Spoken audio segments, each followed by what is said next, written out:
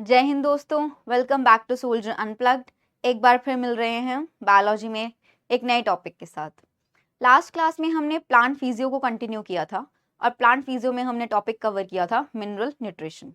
हमने जाना था कि कौन से मिनरल्स और न्यूट्रिएंट्स इंपॉर्टेंट हैं प्लांट ग्रोथ के लिए और किसकी डेफिशिएंसी से प्लांट की ग्रोथ रुक जाती है। ओके, तो आज हम कंटिन्यू करेंगे प्लांट ग्रोथ रेगुलेटर्स के साथ, जिसको हम एक और शब्द में बोल सकते हैं या फिर एक और टर्म में डिफाइन कर सकते हैं, दैट इज प्लांट हॉर्मोन्स। तो आज कंटिन्यू करते हैं प्लांट हॉर्मोन्स के साथ, जो कि प्लांट फिजियो का ही थर्ड पार्ट है। तो आज हमारा टॉपिक है प्लांट हॉर्मोन्स। ग्रोथ क्या होती है? प्लांट हार्मोन या फिर प्लांट ग्रोथ रेगुलेटर के ऊपर आने से पहले ये जानते हैं कि ग्रोथ एक्चुअल में है क्या। जैसा कि आप डेफिनेशन में भी देख रहे हैं, it is defined as an irreversible permanent increase in size of an organ और इट्स पार्ट और even of an individual cell. जो एक इरिवर्सिबल परमानेंट इंक्रीज आएगा साइज में। इरिवर्सिबल का मतलब जो एक बार ग्रोथ हो गई वो दोबारा से कम नहीं होगी या फिर रिवर्स नहीं होगी।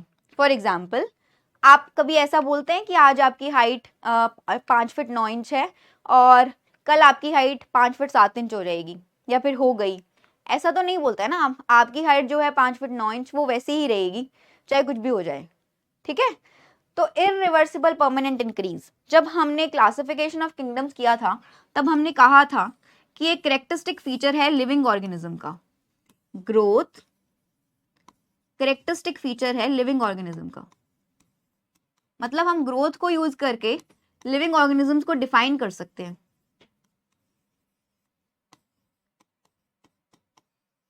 तो हम प्लांट के बारे में स्टडी कर रहे हैं। प्लांट भी एक लिविंग ऑर्गेनिज्म है, तो उसके अंदर ऐसी ग्रोथ जो इरिवर्सिबल है, जो एक बार हो जाए दोबारा से उसको रिवर्स नहीं कर सकते। ठीक है, तो ग्रोथ को डिफाइन किया हमने और इसी ग्रोथ के लिए जिन हॉर्मोन्स की हमें जरूरत होती है प्लांट्स के अंदर, उनको बोलते हैं प्लांट हॉर्मोन्स या फिर plant growth regulators. Got it? Differentiation क्या होता है? थोड़ा थोड़ा याद आ रहा होगा, मेरिस्टेमेटिक टिश्यू आपने पढ़ा था, उसमें मैंने ये बहुत अच्छे से एक्सप्लेन किया था कि डिफरेंशिएशन क्या होता है। और अब अगर किसी को अटक रहा है ये, तो बहुत गलत बात है, क्योंकि ये बिल्कुल क्लियर क्रिस्टल क्लियर होना चाहिए आपके पास कि मैंने डिफरेंशिएशन क्या बोला था। डिफरेंशिएशन हमने बताया था कि जो सेल्स अपनी कैपेसिटी लॉस कर देते हैं डिवाइड करने की,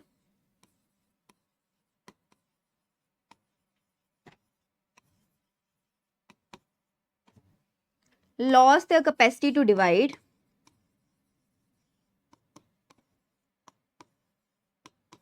and become permanent,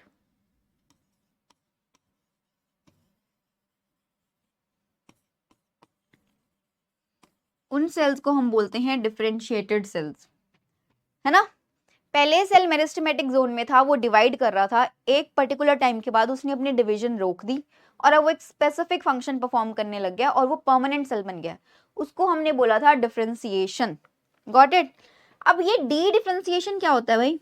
एक नई टर्म आ गई जिसको बोलते हैं डी डिफरेंशिएशन। डिफरेंशिएशन से तो मतलब पता लग रहा है कि मेरिस्टेमेटिक से परमानेंट बन गया। डी डिफरेंशिएशन से क्या होगा? अब वो परमानेंट है आपके पास, मतलब क्या, वो डिवाइड नहीं करता है, बट कुछ ऐसा हुआ उसके अंदर कि उसके पास दोबारा से कैपेसिटी आ गई है डिवाइड करने की। परमानेंट सेल से दोबारा से मेरिस्टेमेटिक बन जाए, दोबारा से डिवाइड करने लगे, उसको बोलते हैं डी डिफरेंशिएशन। ठीक है, डिफरेंशिएशन में क्या हुआ? परमानेंट से, सॉरी, मेरिस्टेमेटिक से परमानेंट, और डी डिफरेंशिएशन में परमानेंट से दोबारा से मेरिस्टेमेटिक। और री डिफरेंशिएशन में क्या होता है? कंफ्यूज नहीं होना है, वन बाय वन एक्सप्लेन कर रही हूँ। री डिफरेंशिएशन में क्या होता है? अब जो मेरिस्टेमेटिक बन गया, अब मेरिस्टेमेटिक बन गया और अब बोल रहा है यार बस अब मुझे और डिवीजन नहीं करनी है, ओवर नाउ, अब मैं परमानेंट बनना चाहता हूँ,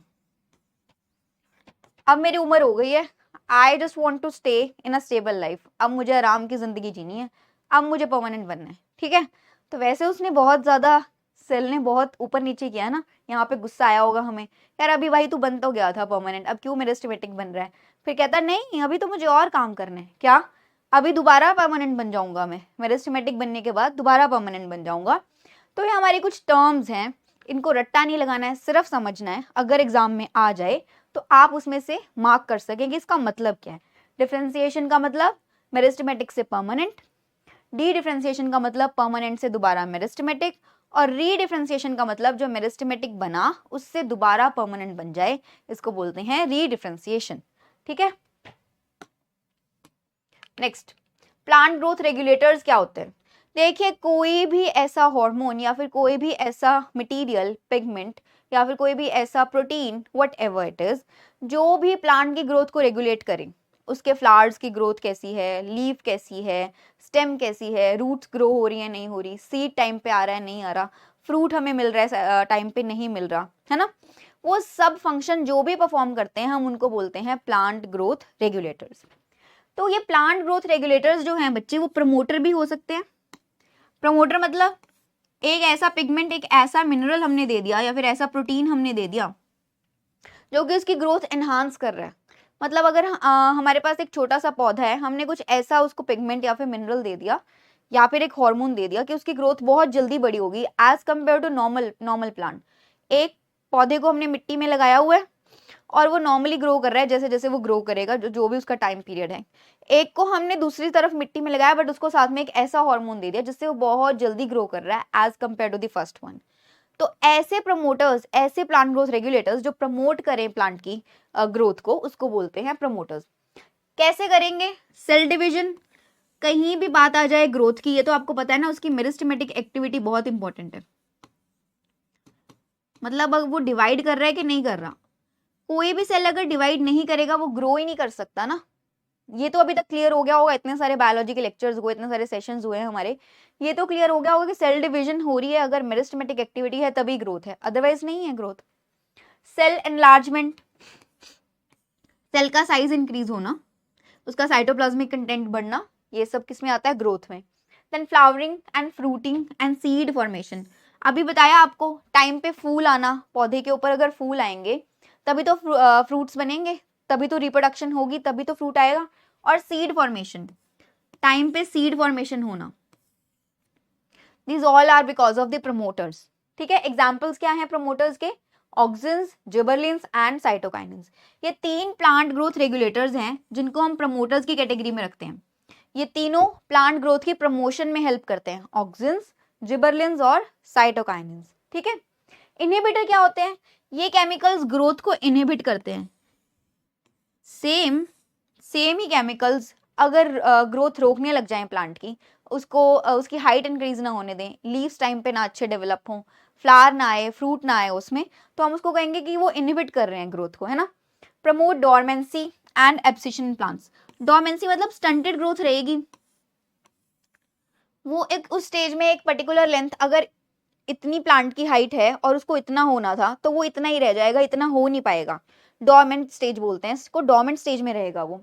एब्सिशन का मतलब क्या होता है? उसके पत्ते झड़ने लग जाएंगे, स्टेम्स झड़ने लग जाएंगी, जो ब्रांचेस हैं वो सब गिरने लग जाएंगी, एब्सिशन, एजिंग होने लग जाएगी प्लांट की। ठीक है, एग्जाम्पल है एब्सिसिक एसिड।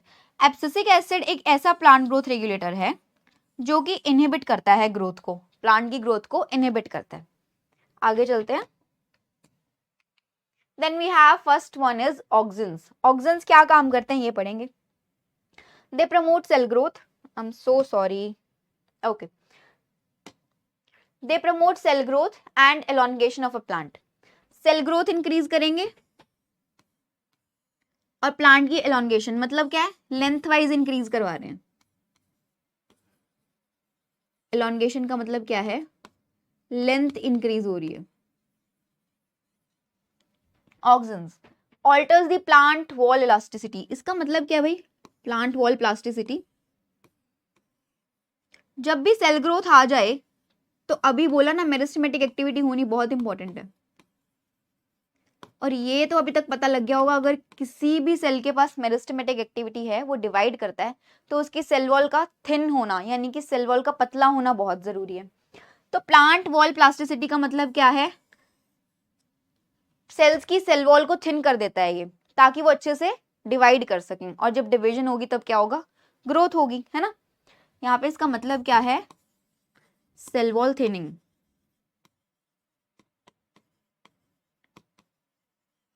ठीक है, indole acetic acid and indole butyric acid, IAA and IBA, natural auxins. ये IAA और IBA प्लांट से ही हमें मिलते हैं, नेचुरल ऑक्सीजन्स हैं, नेचुरल ऑक्सीजन्स हैं ये हमें जो ग्रोइंग स्टेम्स और रूट्स होती हैं, जो स्टेम्स ग्रो कर रही होती हैं अभी, और जो रूट्स न्यू होती हैं, प्राइमरी रूट्स होती हैं, ग्रोथ स्टेज में होती हैं, वहां से हमें ये IAA और IBA ऑक्सीजन्स के दो टाइप हैं, नेचुरल ऑक्सीजन्स हैं, ये हमें मिलते हैं, indole acetic acid and indole butyric acid. ये नेचुरल ऑक्सीजन्स हैं जो हमें ग्रोइंग स्टेम्स और रूट से मिलते हैं। Naphthalene acetic acid NaA and 2,4 dichlorophenoxy acetic acid, ये सिंथेटिक ऑक्सीजन है। देखिए ऑक्सीजन्स, दो टाइप के ऑक्सीजन मैंने अभी आपको बताई, 2,4-D, शॉर्ट फॉर्म में नाम याद रखेंगे, 2,4-D या फिर NaA, ये दोनों सिंथेटिक हैं, ये लैब में बनती हैं। जब साइंटिस्ट को ऑक्सीजन का काम पता लगा ना कि ऑक्सीजन ऐसा क्या है, वो क्या काम करता है, प्लांट को कैसे हेल्प कर रहा है, प्रमोट कर रहा है या फिर इनहिबिट कर रहा है, तो उन्होंने जब उसको स्टडी किया, जब उनको पता लगा कि हमें एक पिगमेंट मिल गया, एक प्रोटीन मिल गया या फिर एक मटेरियल मिल गया ऐसा कि जो ग्रोइंग स्टेम और रूट्स में है, जब उन्होंने उसको स्टडी किया तो सेम वैसा ही कुछ सिंथेटिक मटेरियल बना लिया और उसका नाम दिया NaA एंड 2,4-D। फंक्शन इनका भी ऑक्सीजन वाला ही है, बट ये लैब में बने हैं, ठीक है। इंड्यूसेस द पारदीनोकार्पी, पारदीनोकार्पी क्या होता है बच्चों? Fruit formation without fertilisation,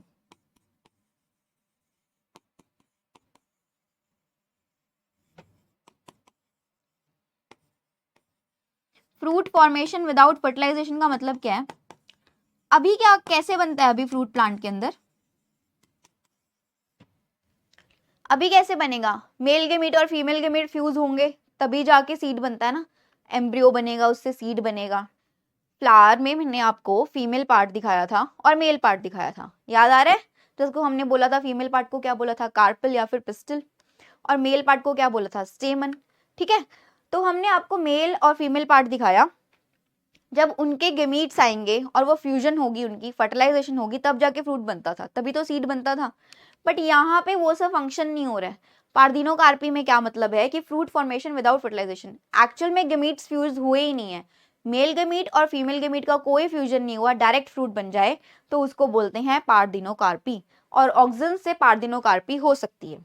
to keep lawns weed free, अच्छा इसका मतलब क्या है बच्चों? ऑक्सीजन का एक और बहुत इंपॉर्टेंट फंक्शन है, ये कमर्शियल पर्पस के लिए यूज होता है। कमर्शियल पर्पस का मतलब पार्क्स होते हैं, बड़े बड़े गार्डन्स होते हैं, वहां पे हमने एक पर्टिकुलर टाइप का हर्ब उगाया होता है या फिर एक पर्टिकुलर टाइप का ग्रास है, फूल लगे हुए हैं कुछ अच्छे अच्छे, है ना, उसके अंदर कुछ अनवांटेड प्लांट्स ग्रो कर जाते हैं, कुछ ऐसी स्पीशीज जो हमें नहीं चाहिए, उसको बोलते हैं वीड्स। जो अनवांटेड प्लांट्स होते हैं उनको बोलते हैं वीड्स। उन सबको खत्म करने के लिए, वीड फ्री करने के लिए पार्क को या फिर गार्डन को हम लोग ऑक्सीजन का स्प्रे करते हैं।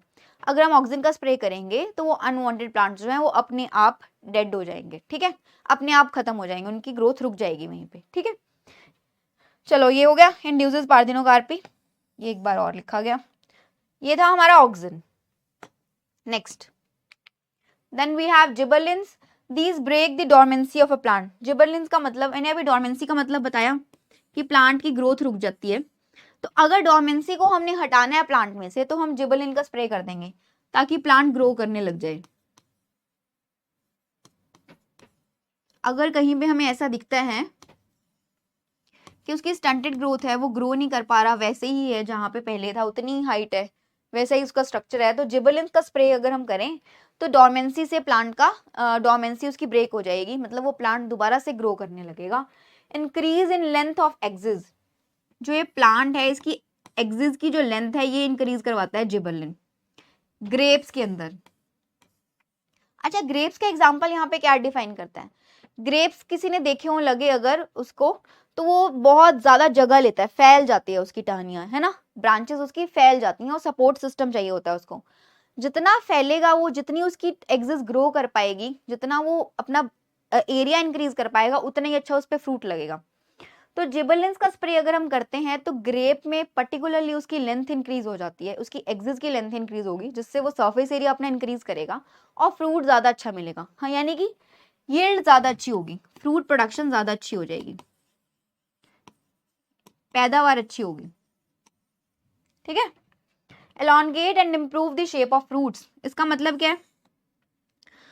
फ्रूट की शेप को अच्छा करना और एलॉन्गेट करना। फॉर एग्जाम्पल मार्केट में जाएंगे आप, कुछ एप्पल्स आपको महंगे मिलेंगे और कुछ सस्ते, जो एक प्रॉपर शेप में होंगे ना, बड़े अच्छे से सुंदर से बना रखे होंगे, उनको वो कवर करके रखते हैं और महंगा भी बेचते हैं बहुत ज्यादा।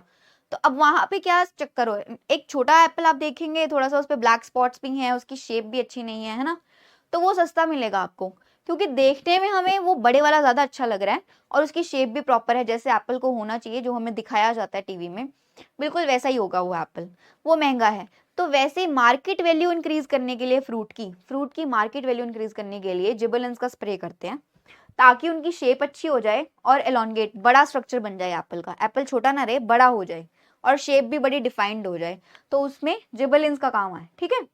डिलेज दी सेनेसेंस, सेनेसेंस अभी आपको बताया, एजिंग, प्लांट की एजिंग को डिले करता है ये जिबरेलिन। ठीक है। Used in brewing industry. अच्छा फाइन, बहुत सारी बेवरेजेस बनती हैं, फ्रूट बेवरेजेस बनती हैं बहुत सारी, as well as alcoholic beverages, उन सारी इंडस्ट्रीज में जिबरेलिन्स का यूज करते हैं।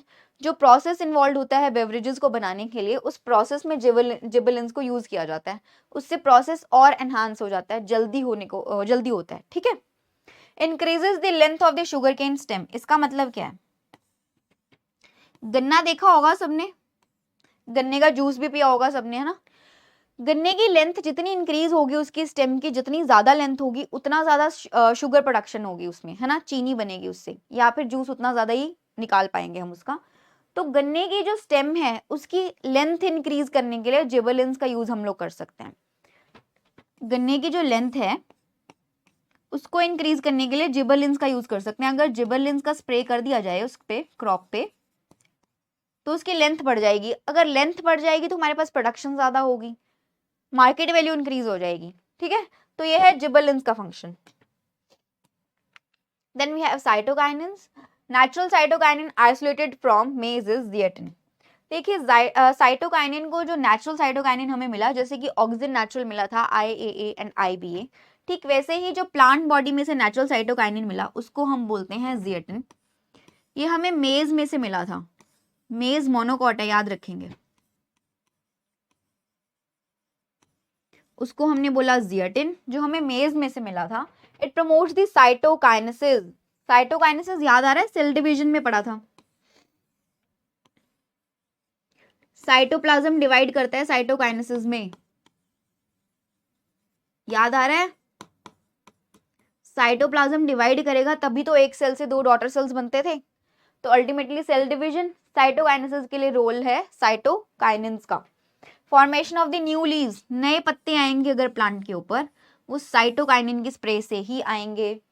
Promotes the lateral shoot growth, अगर प्लांट ऐसे लगा हुआ है और ये शूट की लेंथ इंक्रीज हो रही है बार बार, तो साइड वाली तो स्टंटेड रह जाएंगी ना, ये ग्रो नहीं कर पाएंगी। इन सब की ग्रोथ के लिए साइटोकाइनिन का स्प्रे चाहिए, lateral shoot growth. Got it. Helps overcome the apical dominance. Lateral shoot growth के साथ रिलेट हो पा रहा है ये सेंटेंस?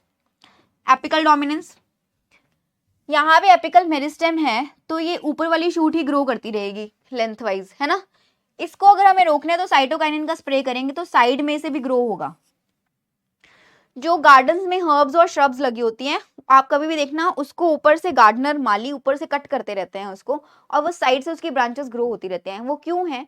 क्योंकि यहाँ पे एपिकल मेरिस्टेम होता है, इसको हटा देंगे तो ये वाली ग्रोथ कम होगी और ये साइड से ग्रो ज्यादा अच्छा होगा। तो साइटोकाइनिन्स भी इसमें हेल्प करती हैं। साइटोकाइनिन्स का स्प्रे करेंगे अगर हम, तो लेटरल शूट ग्रोथ अच्छे से हो पाएगी। Got it.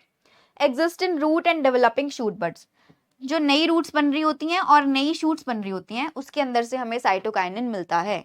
और नेचुरली अकरिंग साइटोकाइनिन को क्या बोलते हैं? जिएटिन।